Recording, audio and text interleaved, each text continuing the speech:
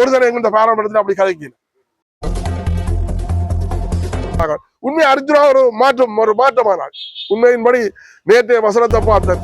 உண்மையின் அர்ஜுனா பேசுறதுல எந்த விதமான தப்பும் இல்லை. அதை நாங்கள் 100% வரவேற்கிறோம். இப்படியாக வசனங்களை தான் பேச வேணும்.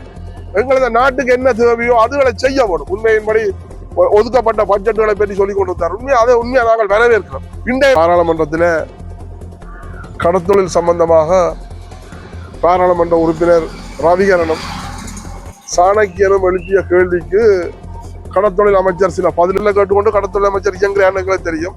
ஆனா இங்க உள்ள நாங்கள் என்ன கேட்கிறோம், இந்த 96ஆம் ஆண்டு 2ஆம் இலக்க சட்டம் 16 வேறு சொன்னா மாற்றம் கொண்டு வரீர்கள். என்ன மாற்றத்தை கொண்டு வந்தீங்க? இல்ல ஒன்றை ஒரு விரல் விட்டு எண்ணி சொல்லுவாங்க ஒரு மாற்றம் கொண்டு வந்த மாற்றத்தை. கிளீன் ஸ்ரீலங்கா என்ன கிளீன் ஸ்ரீலங்கா அப்படியா? முதல் கடலை கிளீன் நீங்களும் வெக்கமா இல்லையோ கதைக்கிறேன். ஒரு அமைச்சர் மாதிரியே கதைக்கிறேன். பாராளுமன்றத்தில் அர்ஜுனா கதைச்ச கதை உண்மையாது என்னென்ன எங்களுக்கே சொல்றேன்னு தெரியல. நானே அந்த நியூஸா 4 தடவை திருப்பி பார்த்தேன். திருப்பி பார்த்தா எங்களோட மக்கள் எல்லாருக்கும் நான் அதை அனுப்பி கொண்டே இருந்தேன். அர்ஜுனா ஒரு நாள் இன்னைக்கு பாராளுமன்றத்தில் இப்படியாக பாசனம். உண்மையின்படி அர்ஜுனா புள்ளி விவரத்தோட கலைக்கிறது சரி. உண்மையின்படி இவ்வளவு காலமும் எங்களுக்கு தமிழ் அமைப்புகள் பாராளுமன்றத்தில் போய் அவங்களெல்லாம் என்னத்துக்கு போறவங்க தங்கட சுயநலத்துக்கு தான் போறவங்களே தவிர தமிழர்கிட்ட நிலங்கரிக்கிறதும் போயில. எங்களுக்கு முன்னால வந்து இங்க வீரவசனம் பேசுவாங்க. ஏனென்றா நான் பார்லிமெண்ட்டுக்கு 10-15 தூரம் போயிருக்கிறேன்.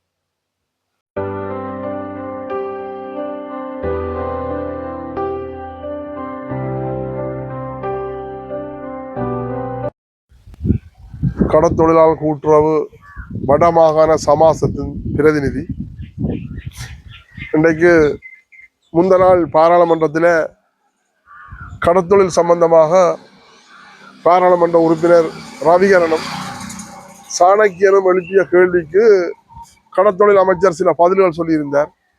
ஒரு ஐயா முத்துமாரியான பதில்கள். அது என்னென்று சொன்னால், ஒன்றில் வந்து கடத்தொழிலை பற்றி தெரியணும், கடத்தொழிலில் அனுபவம் இருக்கணும், இல்லாட்டி கடத்தொழிலை பற்றி படிச்சு வந்திருக்கணும். இது ஒன்றுக்கும் தெரியாத ஆளை கொண்டு கடத்தொழில் அமைச்சராக போட்டு இன்றைக்கு கடத்தொழில் இன்னும் கேவலமா போய் கொண்டிருக்கு. இன்றைக்கு கேட்ட கேள்விக்கு அவர் சொன்னார், எல்லாத்தையும் கதைக்கிறியா ஒன்றை விட்டுட்டீங்கன்னு சொல்லி. அப்ப சாணக்கியன் கேட்கிறார், என்ன விட்டதுன்னு தான் இந்திய அலுவப்படை மாத்திரம் விட்டுட்டீங்கன்னு சொல்லி. இந்திய அலுவப்படை உனக்கு என்னது? அது ரெண்டு அரசாங்கத்தை பிரச்சனை. முதல் உண்ட வீட்டில இருக்கிற நாத்தத்தை குப்பிகளை கலைய நீ இந்தியா இருக்கிற பிரச்சனையை தீர்க்க முடியல. இந்தியாவை பற்றி காய்ச்சொன்னு இருக்கிற நீ யாருக்கு பின்னால இயங்குற, உனக்கு யார் வயன் தெரியும் எனக்கு தெரியும். நீ யார்கிட்ட சொல்ல கேட்டுக்கொண்டு கடத்தொழில் அமைச்சர் இயங்குற எனக்கு தெரியும். ஆனா இங்க உள்ள நாங்கள் என்ன கேட்கிறோம், இந்த 96ஆம் ஆண்டு 2ஆம் இலக்க சட்டம் 16 தொழில் தடை, அந்த தொழில் எல்லாத்தையும் தடை செய்து தான் கேட்டுறாங்க. ஆனா இப்ப போன மாசம் நீதிவளத்துறை ஒரு கடிதம் விட்டு இருந்தது, பொட்டிங் டோலர் உட்பட 14 தொழில் தடை என்று சொல்லி. ஆனா நீ என்ன சொல்ற, இன்றைக்கு உள்ளூர் இழுவப்படைய நிறுத்த சொல்லி சாணக்கியன் கேட்டதுக்கு இல்ல அது அவைக்கு ஒரு இடம் ஒன்று ஒதுக்கப்பட்டு அந்த இடத்துல தொழில் செய்யறதுக்கு நாங்கள் 2 பரிசீலனை செய்து கொண்டிருக்கிறோம் சொல்லி ஐயாமுத்தன் மாதிரி கழிச்சு கொண்டிருக்கிறேன். நீங்க ஒரு கடத்தொழில் அமைச்சரும் எங்கள் இந்த வளம் அழியுது, மீன் வளம் அழியுது, எல்லாம் அழியுதுன்னு சொல்லி நாங்கள் கத்தி கொண்டிருக்கிறோம். இந்திய நிலுவப்படையை பற்றி கேட்கிறேன். இந்திய நிலுவப்படை அழிவு, ஏன்னா உள்ளூர் நிலுவப்படை அழிவு இல்லையோ. இன்றைக்கு இந்த உள்ளூர் நிலுவப்படை செய்கிறவங்க போல கோடிக்கணக்கான காசை லஞ்சம் கொடுத்து தான் செய்து கொண்டிருக்கிறார். எங்களுக்கு ஒரு சந்தேகம் ஏற்படுது, நீயும் அந்த லஞ்சத்தில் ஈடுபட்டிருக்கிறாய்.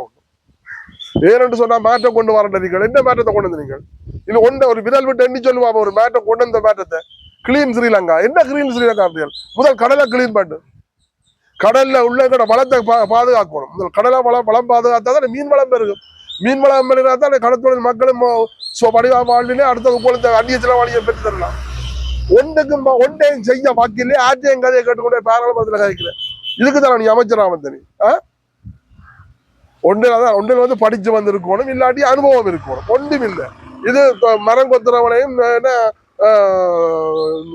தேயிலை குழந்தைகள் அமைச்சராக போட்டால் எங்கெடுத்த கடத்தொழில் இன்னும் கேவலமா தான் போகும். இன்றைக்கு கடத்தொழிலை பற்றி என்ன தெரியும், என்னத்தை பற்றி காய்ச்சி கொண்டிருக்கிறாங்க. உங்களோட சந்திச்சு உங்களுக்குரிய கடிதங்கள் எல்லாம் தந்திருக்கிறோம். நாங்கள் ஆளுநரை சந்திச்சு ஆளுநருக்கும் கடிதங்கள் கொடுத்துருக்கோம். 1 மாசத்துக்குள்ள தான் கழிச்சு அமைச்சரோட கழிச்சு முடிவு சொல்ல அவருக்கு கவுண்ட் போய் கிடக்குறேன். அப்படின்டே கடத்தொழில் இன்றைக்கு இப்படியாக நிலைமையில போய்கொண்டிருக்கு. பெருசா சொல்றாரு அவர், அவைக்கு ஒரு இடம் ஒதுக்கப்பட்டு அவைக்கு தொழில் செய்யறதுக்கு நாங்கள் அதை பரிசீலனை செய்யலாம். இது ஏற்கனவே ரணில் இந்திய அரசாங்கத்துல இன்றைக்கு முதல் இருந்த கடத்தொழில் அமைச்சர் டக்ளஸ் சிவானந்தா ஒரு அறிக்கை கொண்டு போய் அது பாராளுமன்றத்தில் சமர்ப்பிக்கப்பட்டு அது அமைச்சர் மட்டத்தில் நிராகரிக்கப்பட்டது. அது தடை செய்யப்பட்ட தொழில், அது தடை தான், இது வந்து இதுக்கு மாற்றம் எதுவும் ஏற்படுத்தலான்னு சொல்லி அது நிராகரிக்கப்பட்டது. திருப்பி நீங்கள் இவர் கிண்டி கொண்டிருக்கிறேன். இவர் யாருக்கு பின்னால இயங்குறாருன்னு தெரியும். இவருக்கு யாரோட போய் கதைக்கிறார், கடத்தொழிலாளர் என்ன செய்யணும், எப்படி செய்யணும்னு சொல்லி அவனும் இந்த சொல்ல கேட்டுக்கொண்டுதான் நீ அமைச்சராக அமைச்சர் மத்தியில் கதைச்சு கொண்டிருக்கிறார். உண்மையின்படி நாங்கள் கடல் வளத்தை பாதுகாக்கணும். ரோலர் பொட்டிங் ரோலர்ல இருந்து 16 தொழில் தடை, அந்த அவ்வளவு தொழிலையும் தடை செய்ய சொல்லி தான் கேட்கிறோம். நாங்கள் எங்களுடைய சில சில தொழில் செய்ய எல்லாம் தடை செய்யத்தான் வேணும். கடல் வளத்தை பாதிக்கப்படுதுன்னு சொன்னா எல்லாம் தடை செய்யத்தான் வேணும். அதை விட்டுட்டு அங்க சாணக்கியன் உள்ளூர் தோழரை நிப்பாட சொல்ல நீ இந்திய தோழரை பத்தி கேட்கிறான். உண்ட வீட்டு நாட்டத்தை பிரச்சனை உந்த வீட்டு நாட்டத்தை குப்பியா கிழிய வந்து பக்கத்து வீட்டுக்கு போயிடலாம். நாங்கள் ஒரு எந்த வீட்டு பிரச்சனை தீர்த்தா நாங்கள் பக்கத்து வீட்டுக்காரோட போயிடலாம். அது 2 நாடும் சேர்ந்து காய்க்கலாம். ஏற்கனவே அந்த 2 நாட்டுக்கு கூடிய பிரச்சனை இருக்கு. ஏற்கனவே 2016ஆம் ஆண்டு எடுக்கப்பட்ட சட்டத்துல 2 நாடு எடுத்து ஒப்பந்தம் வச்சிருக்கிறேன். காலஞ்சென்ற சுஷ்மா சுவராஜ்யம், இந்தியா அந்த வெளிவார அமைச்சர் சுஷ்மா சுவராஜ்யம், இலங்கை இந்த காலஞ்சென்ற வெளிவார அமைச்சர் மங்கள சமரவீரா, சுமந்திரன், மஹிந்தா அடுத்தது கடத்தல் முன்னாள் கடத்தொழில் அமைச்சர் மஹிந்த அபயரவீரா, இவையெல்லாம் டில்லியில தீர்மானப்படுத்தி தீர்மான ஒப்பந்தம் கையெழுத்து வச்சு அந்த இருக்கு. அதை போய் தட்டிப்பார், தூசியை தட்டி எடுத்து கிளப்பிப்பார். அப்ப அதை நடைமுறைப்படுத்து. நீ அரசாங்கத்தில் அமைச்சராக இருந்தோட்டு இந்தியாவில் பற்றி பார்லிமெண்ட்ல கதைக்கிற, நீயோ கதைக்கணும். அதை பற்றி நீ கதைக்க வேண்டிய கதை ஆயுது. நீ தீர்க்க வேண்டிய பிரச்சனை. உடனடி ஜனாதிபதியோட கதைச்சு இந்தியாவில போய் இந்தியாவோட கதைச்சு இந்திய அலுவலப்படத்துக்கு நீ தான் பிரச்சனையை காணணும். அதை விட்டு பார்லிமெண்ட்ல அவைய கேட்கிற நீ இந்திய அலுவலப்பட விட்டுட்டீங்கன்னு சொல்லி நீங்களுக்கு வெக்கமா இல்லையோ கதைக்கிறதுக்கு? ஒரு அமைச்சர் மாதிரியே கதைக்கிறா நீ? எங்கள பிரச்சனை எவ்வளவு கிடக்கு. நாங்கள் எங்கள வளத்தை காப்பாற்றணும். எங்களோட வளம் காப்பாற்றுறது மீன் வளம் வளரும். இன்றைக்கு வட மாநிலத்துல 2 லட்சத்துக்கு மேற்பட்ட கடத்தொழிலாளிகள் செத்து கொண்டிருக்கிறோம். ஒரு குறிக்கப்பட்ட 4-5 தொழிலாளிகளுக்கு நீங்கள் பார்த்து கொண்டிருக்கிறீர்கள். ஏன்னு சொன்னா இது ஏற்கனவே லஞ்சத்தால பெரிய இடம். அப்ப இந்த லஞ்சத்துக்கு நீயும் போயிருக்கிற எங்களுக்கு ஒரு சந்தேகம் வருது. ஊழல் ஒழிக்கிறோம், லஞ்சம் ஒழிக்கிறோம்னு கிழிச்சியல் என்ன ஒழிச்சரி கழிச்ச இது என்ன மாற்றத்தை கொண்டு வந்த? நீங்க ஒன்றுக்குமே வாக்கில்லை, ஒன்றுமே செய்யல. பிறகு வந்து பார்லிமெண்ட்ல போய் இதை பற்றி கேட்கிறேன். உண்மையா சாணக்கியன் என்ன கேட்டது? முதல் உள்ளூர் உழுவப்பட நிறுத்தன்னு சொல்லி அதுக்குரிய நடவடிக்கை உள்ளூர் உழுவப்பட நிறுத்தி போட்டு இந்திய அலுவலப்பட பற்றி கதைப்போம். நாங்களும் மாறோம், நீங்களும் வாங்குவோம், 2 அரசாங்கம் போய் கதைப்போம். கதைச்சு அதுக்குரிய நடவடிக்கை எடுப்போம்.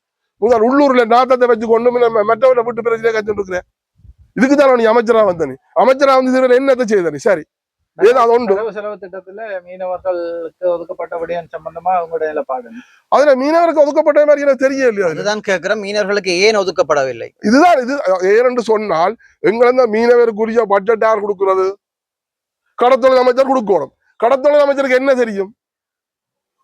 கடலை பற்றியே தெரியாது, கடல் என்றா என்னென்று தெரியாது. அது நீங்க அப்படி கடத்தொழில் அமைச்சர் அப்ப இதுவெல்லாம் தெரிஞ்சாதான் கடத்தொழில் எவ்வளவு பாதிப்பு இருக்கு, எங்கள மக்கள் பாதிக்கப்பட்டிருக்கிற, இந்த இந்திய அளவுப்படால பாதிக்கப்பட்டிருக்கிற, உள்ளூர் அளவுப்படால பாதிக்கப்பட்டிருக்கு, சுருக்கு வேலையால பாதிக்கப்பட்டிருக்கு, இன்றைக்கு சாப்பிட வழி இல்லாமல் கிடத்த நிலைமை போய்கொண்டிருக்கு. அதுகள் எல்லாத்தையும் கவனத்துல பெறணும். மக்களை சந்திக்கணும், சமாசங்களை சந்திக்கணும், சங்கங்களை சந்திக்கணும், போய் மக்களை சந்திக்கணும், நல்ல முடிவுகள் எடுக்கணும். இது ஒரு முடிவும் இல்லை. யாரும் ஒருத்தன் சொல்ற கதையை கேட்டுக்கொண்டு இவர் இயங்கி கொண்டிருக்கிறேன். இன்றைக்கு நாங்கள் சரி மாற்றத்தை கொண்டு வர போறாங்க, இன்றைக்கு மாற்றம் பெற போட்டு எல்லாரும் எதிர்பார்க்கிறாங்க. என்ன மாற்றத்தை கொண்டு வர போறோம்? என்ன மாற்றத்தை கொண்டது? நீங்கள் ஒன்றத்தை மிரல் விட்டு சொல்லுங்க பார்ப்போம். ஒன்றுக்கும் பாக்கில உங்களால் ஒன்றுமே செய்ய முடியாது, உங்களால் ஏறாது. என்ன உங்களுக்கு பார்லிமெண்ட்லயே என்ன கதைக்கிறேன்னு தெரியல. கேட்கிற கேள்விக்கு, சாணக்கியன் கேட்ட கேள்விக்கும் ரவிகரன் கேட்ட கேள்விக்கும் என்ன பதிலை சொன்னீங்க? நீங்கள் ஒன்றை விட்டுட்டீர்கள் இந்திய நிறுவப்பட, இதோ உண்ட பதில். சாணக்கியன் என்ன கேட்டவன்? முதல் உள்ளூர் நிறுவப்பட நிறுத்த சொல்லி அதுக்கு சரியான பதில் இல்லை. அவைக்கு ஒரு இடம் பார்த்து ஒதுக்கப்பட்ட இடத்திலே தொழில் செய்ய விட போறீங்க. இவ்வளவு மாதிரி தான் கிழிச்சு கொண்டிருக்காங்க எல்லாரும். காசுகளை வேண்டி போடி, லஞ்சம் வேண்டி வேண்டி வேண்டி வேண்டி வேண்டி தங்கட போக்கெட் எல்லாத்தையும் நிரப்பி அதைத்தானே செய்து கொண்டிருக்காங்க. அதுக்குனால நீயும் துணை போயிருக்கிற. ஏன் மாற்றத்தை கொண்டு வந்து நீயும்? சரி, இன்றைக்கு வட மாகாணத்துல இன்றைக்கு 52,000க்கு மேற்பட்ட கடத்தொழில் மக்கள் இருக்கிற, 2,50,000 உரிய தொழிலாளி இருக்கிற குடும்பங்கள் 52,000 குடும்பங்களுக்கு மேல 2,50,000 பேர் தொழிலாளி இருக்கிற. இன்றைக்கு என்ன செய்தி இந்த தொழிலாளிகளுக்கு? ஏதாவது மாற்று திட்டம் கொண்டு வந்தீங்களோ? இந்த தொழிலாளிகளுக்கு என்ன செய்திகள்? திரும்பியும் அழிவு தொழிலுக்கு தான் நீங்கள் முன்னுரிமை கொடுக்கிறீர்கள். நாங்கள் ஏற்கனவே சொல்லியிருக்கோம், வெளி மாவட்டக்காரருக்கு இந்த அட்டைக்கு அனுமதி கொடுக்க வேண்டாம். இன்னைக்கு வெளி மாவட்டக்காரருக்கு அட்டைக்கு அனுமதி கொடுக்குறாங்க. இன்னைக்கு எங்களோட கடலை நாசமாக்குறாங்க. இரவிரவா போய் கடலை சுழி விடுறாங்க. ஒரு படையில 3 பேர் 4 பேர் போறாங்க, 3 பேர் இறங்குறாங்க. 500 படகு கண்டா 1,500 பேர் அந்த கடலை நாசமாக்குறாங்க. அப்ப எல்லாருக்கும் அங்க இருந்து நீங்கள் திறந்து பிடிக்கிறீங்க. நீங்கள் எல்லாருக்கும் அங்க இருந்து லஞ்சங்களை, கோடிக்கணக்கில் லஞ்சங்கள் எல்லாத்தையும் வேண்டி வேண்டி போட்டு இங்கே அனுப்புறீங்க. இங்க நாங்களும் சாகிறது அவரவர் மாவட்டத்தில் அவரை தொழில் செய்ய வேண்டியானே புரிய இங்கே அனுப்புறீர்கள். ஏன்னா தமிழில் எல்லாரும் நசிச்சு நாசமாக்கி எல்லாரும் சாகடிக்கிறதுக்கு வந்திருக்கிறீர்கள். இப்படியா கொத்த வசனம் தான் நீ இருக்கா பார்லிமெண்ட்ல முட்டனி நாங்கள் அடிச்சா ஓடி ஒளிகிறதுக்கு இடம் இல்லை என்று சொல்லி யாருக்கு விட்டது? இன்றைக்கு அர்ஜுனா சொன்ன கதை கோயிலும் இப்படியா கொத்த அர்ஜுனாவை நேரம் தாக்கி இருக்கலாம் அர்ஜுனா அந்த பேரை சொல்லி தாக்கி இருக்கலாம் அவர் சொன்ன வசனம் நாங்கள் அடித்தால் நீங்கள் ஓடி ஒளிகிறதுக்கு இடம் இல்லை அப்ப நீயும் இனவாதத்தை தான் தாக்கி கொண்டு இருக்கிறார் நீ இந்த கதை சொல்லிய நீ வெக்கப்பட்டிருக்கணும் நீ எங்க வந்து ஒழிச்சிருந்த நீ அரசாங்கம் உங்களை தேடி வேட்டையாடி கொண்டிருக்கல நீங்கள் எங்க வந்து ஒழிச்சிருந்த நீங்கள் பவனியால வந்து இந்த போராட்ட அமைப்புகள் போராட்ட குழுக்களோட தஞ்சம் வந்து அவர்கள் கூட அவர் மாசக்கணக்கில் ஒழிச்சிருந்தா நீங்கள் போனீங்க அப்ப உங்களுக்கு அடிக்க உங்களுக்கு ஓடி ஒழிக்க இடம் இல்லாமல் தமிழர்கிட்ட வந்து தஞ்சம் மூத்தனீங்கள் தஞ்சம் மூத்து அடக்கலமா இங்கே இருந்து சாப்பிட்டு இங்கே இருந்து போனீங்க பிறகு நாங்கள் அடித்தா ஓடி ஒழிக்க இடம் இல்லை என்று சொல்றேன் உனக்கு வெக்கமா இல்லையா அந்த கதை சொல்றதுக்கு இவ்வளவு காலத்திலையும் நிறைய தமிழ் பாராளுமன்ற உறுப்பினர்கள் இந்த பாராளுமன்றத்துக்கு செல்ற போது நேற்று அன்றைக்கு யாரோ குறிப்பிட்ட மாதிரி நேற்று முளைத்த காளான் என்ற குறிப்பிட்ட போல நேற்றைய நாளில் அர்ஜுனாவின் பாராளுமன்றத்தின் முழக்கம் சம்பந்தமாக உங்களுடைய கருத்து என்ன? அப்படி ஒரு தன்மான தமிழனா அல்லது ஒரு வெறி கொண்ட தமிழனா எழுந்ததாக ஊடகங்களில் பரவி வருகிறது.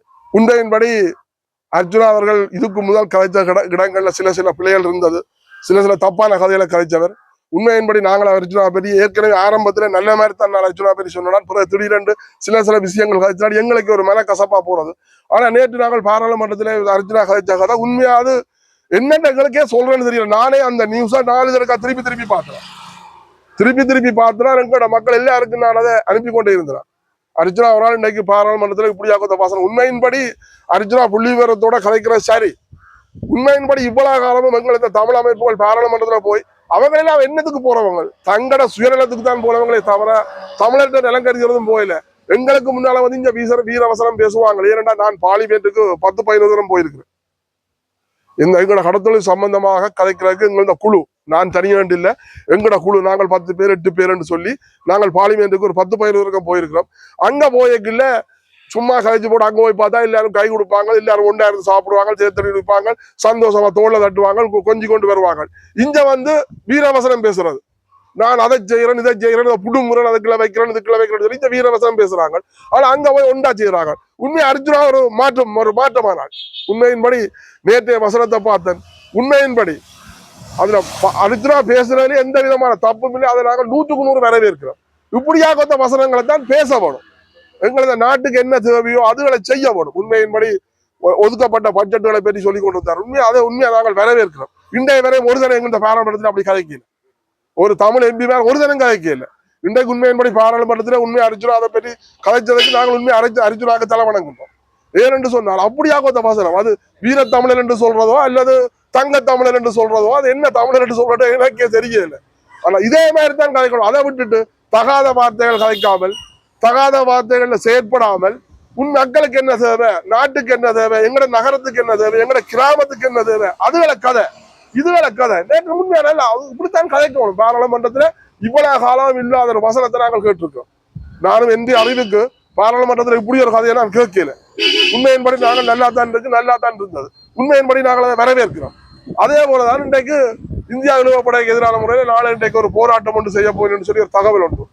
நீங்கள் நாளை இன்றைக்கு போராட்டம் செய்யறீங்க உள்ளூர் உளவுப்படை நிறுத்த சொல்லி போராடுவோம் இது கட்சி இந்திய ஆட்கள் வந்து அவை இந்த சொல்ல கேட்டோடு நீங்கள் போராடுறீர்கள் இந்தியர்களோடு உளவுப்படைக்கா போராட தரவங்க நாங்களும் போராடினாங்க இல்லைன்னு சொல்லல உள்ளூர் உளவுப்படைக்கும் சேர்த்து போராடுவோம்